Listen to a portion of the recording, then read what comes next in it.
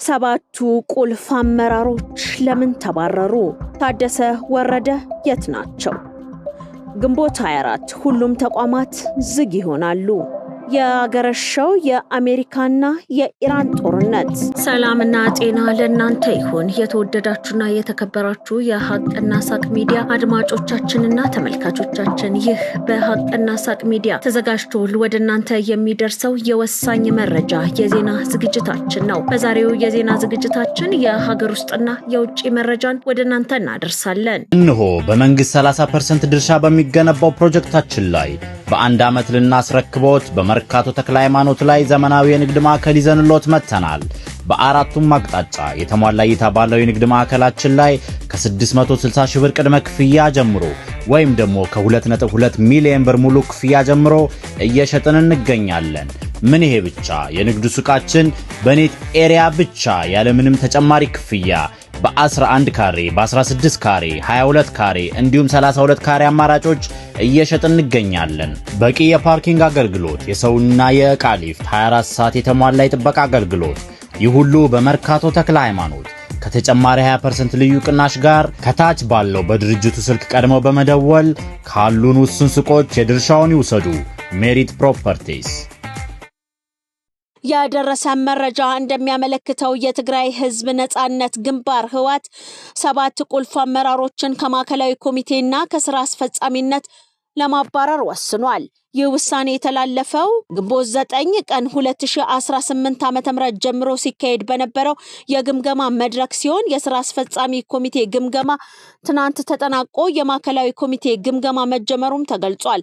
በግምገማውም ወቅት የህወሓትን የጦርነት አቋምና ጽንፈኝነት የሚቃወሙ መሆናቸውን የገለጹ ከፍተኛ አመራሮች ከኃላፊነታቸው እንዲነሱ በዶክተር ደብረጽዮን መሪነት ውሳኔ እንደተወሰነባቸው ተጠቁሟል። በዚህም መሰረት ከስራ አስፈጻሚነት የተባረሩ የሚከተሉት ናቸው: ዶክተር ፍስሐ ሀፍተ ጽዮን፣ ዶክተር ሰለሞን ኪዳኔ፣ ሊያ ካሳ፣ ተክላይ ገብረ መድን እንዲሁም ከማዕከላዊ ኮሚቴ የታገዱት ደግሞ ዓለም ገብረዋድ፣ ክብሮም ፍስሐዬ ናቸው። በተጨማሪም ከባድ ማስጠንቀቂያ የተሰጣቸውና ምናልባትም ከምክትልነት ሊባረሩ የሚችሉት አማኑኤል አሰፋ ይገኙበታል። ይህ ሁኔታ የህወሓት ውስጥ ለውስጥ አለመግባባትና መበላለጥ እንዳለ የሚያሳይ ነው።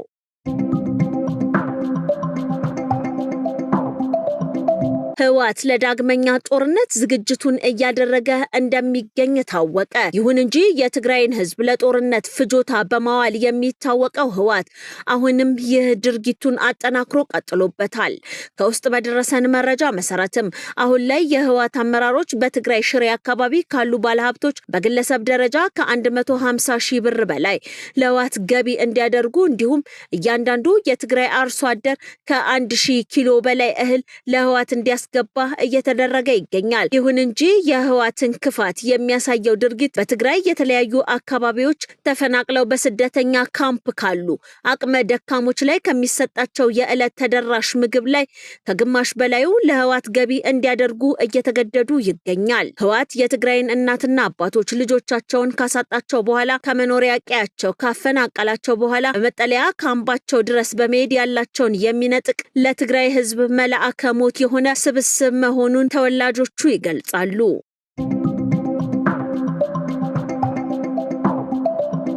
ጀነራል ታደሰ ወረደ ከአንድ ወር ለሚበልጥ ጊዜ ከአደባባይ የጠፉ ሲሆን የቁም እስረኛ መደረጋቸውን የፈረንሳዩ ጋዜጣ ይፋ አድርጓል።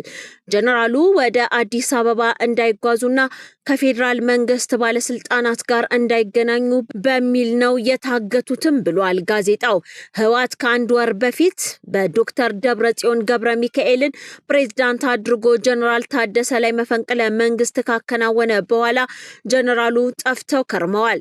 ከዚህ የመፈንቅለ መንግስት አስተዳደር በኋላ በአደባባይ ያልታዩት ጀነራል ታደሰ የጠፉ በሚል ብዙ ሲጠየቅም ነበር። ለዚህ ጥያቄ መልስ የሚሆን መረጃ ዛሬ ይፋ ሆኗል። ታማኙ የፈረንሳይ ጋዜጣ አፍሪካን ኢንተለጀንስ ስለ ጉዳዩ ሰማሁት ያለውን መረጃ ምንጮችን ዋቢ አድርጎ ዘግቧል። ጀነራል ታደሰ ወረደ ከመቀሌ እንዳይወጡና እንዳይንቀሳቀሱ ታግተው እንደሚገኙ አረጋግጫለሁም ሲል ዘግቧል።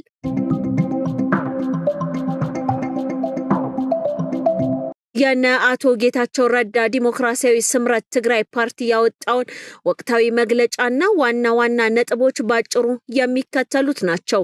የግዳጅ ወታደራዊ አፈሳ፣ የትግራይ ህዝብ ካለፈው ጦርነትና የኢኮኖሚ ውድመት ገና ሳያገግም ገዢው አካል የኤርትራን መንግስት ወይም ሻዕቢያን አምባገነናዊ አካሄድ በመከተል ወጣቶችን ለጦርነት በግዴታ እያፈሰ መሆኑን ይገልጻል። የሰብአዊ መብት ጥሰትና እስራት፣ ለጦርነት አንሄድም ያሉ ወጣቶች በየወረዳው እየታደኑ እየታሰሩና በጥይት እየተመቱ እንዲሁም ተቃውሟቸውን ያሰሙ እናቶች ሳይቀሩ በዱላ እየተደበደቡ እንደሚታሰሩም ይተቻል።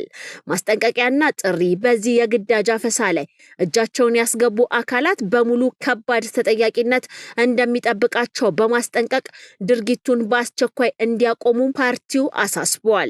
በአጠቃላይ የትግራይ ዲሞክራሲያዊ ስምረት ፓርቲ ያወጣው መግለጫ በህወሓት ላይ ቀጥተኛ ጫናን ይፈጥራል፣ የህዝብን ንቃተ ህሊና ያሳድጋል፣ የሞራል ጫና በማሳደር እንዲሁም በውጭ ዓለም ዘንድ የህወሓትን እውነተኛ ምስል እንዲፈጠር በማድረግ ህዝቡ ካለበት ስቃይ የመውጫ በር ሊከፍት ይችላል።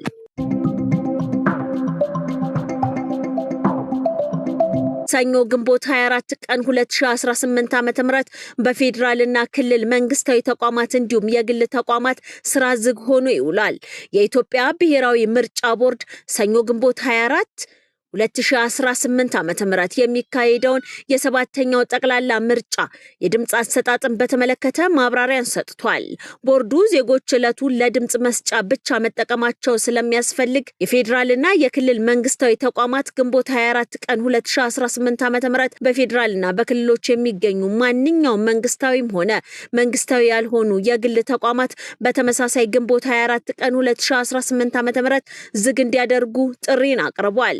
የአስቸኳይ ጊዜ አገልግሎት የሚሰጡ ተቋማት፣ ሆስፒታሎች፣ የዕለት ተዕለት አገልግሎት ሰጪዎች፣ ሆቴሎች፣ ሬስቶራንቶች የትራንስፖርት አገልግሎት በዝግ ቀናት የሚያደርጉትን አገልግሎት በተመሳሳይ እንዲያከናውኑ የመተባበር ግዴታውን እነዚህ ተቋማት እንቅስቃሴ መዘጋት እንደማያስገድድ አሳውቋል። የትራንስፖርት አገልግሎት በተለመደው መንገድ የሚቀጥል ቢሆንም ዜጎች ድምጽ ከመስጠት ውጪ ከፍተኛ እንቅስቃሴን የሚፈልጉ ሁነቶችና እቅዶችን እንዳይዙና እንቅስቃሴያቸውን ድምጽ ለመስጠት ብቻ እንዲያደርጉም ጠይቋል።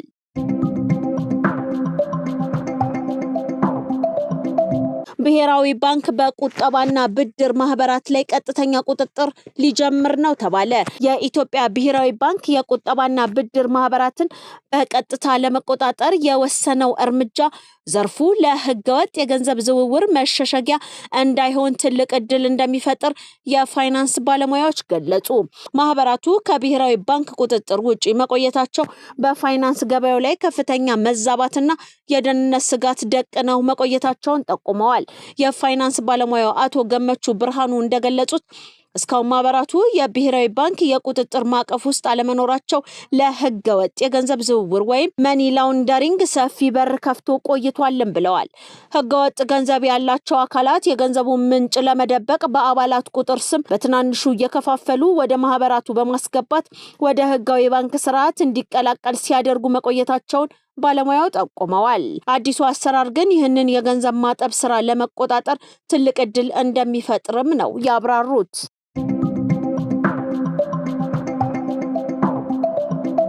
የኦሮሚያ ክልል ጤና ቢሮ በግል የጤና ተቋማትና መድኃኒት መደብሮች ውስጥ የሚቀጠሩ አዲስ ባለሙያዎች ከዚህ በኋላ የቅጥር ውል ሲፈጽሙ በየደረጃው በሚገኙ የመንግስት የጤና መዋቅሮች እውቅና እንዲሆን አዘዘ።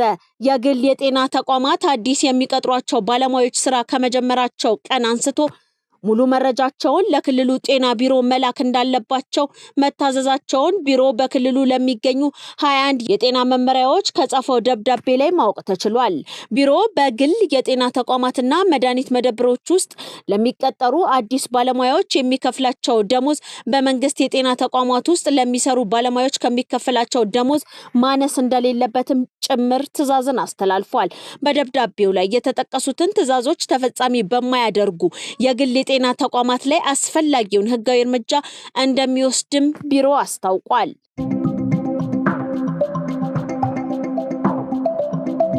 የዩክሬን ጦር አስከፊ የሰው ልጅ ኪሳራ እያስከተለ መሆኑን የሚያሳዩ አዳዲስ መረጃዎች የወጡ ሲሆን በተለይም የሩሲያ የሰው ኃይል ኪሳራ ከፍተኛ መሆኑ ተገልጿል።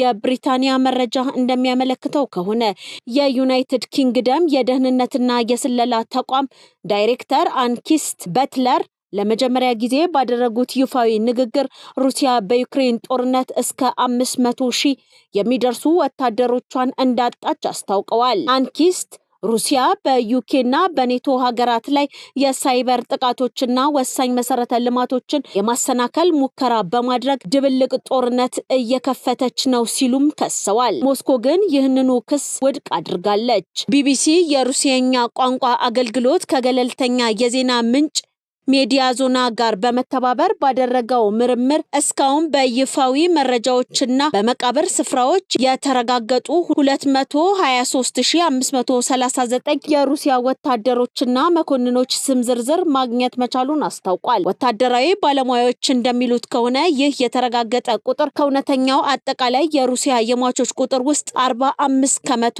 እስከ 65 ከመቶ የሚሆነውን ብቻ ይወክላልም ብለዋል። ይህም የሚያሳየው ትክክለኛው የሟቾች ቁጥር በእጅጉ ከፍ ያለ ሊሆን እንደሚችል ነው። ከዚህ ቀደም የዩክሬን ፕሬዝዳንት ቭላዲሚር ዜሌንስኪ ሀገራቸው በጦርነቱ 55,000 ወታደሮችን እንዳጣች መግለጻቸው ይታወሳል። ይህ ጦርነት የሚያስከትለው የሰብአዊ ኪሳራ እጅግ አሳሳቢ መሆኑን ከነዚህ መረጃዎች ማወቅ ይቻላል።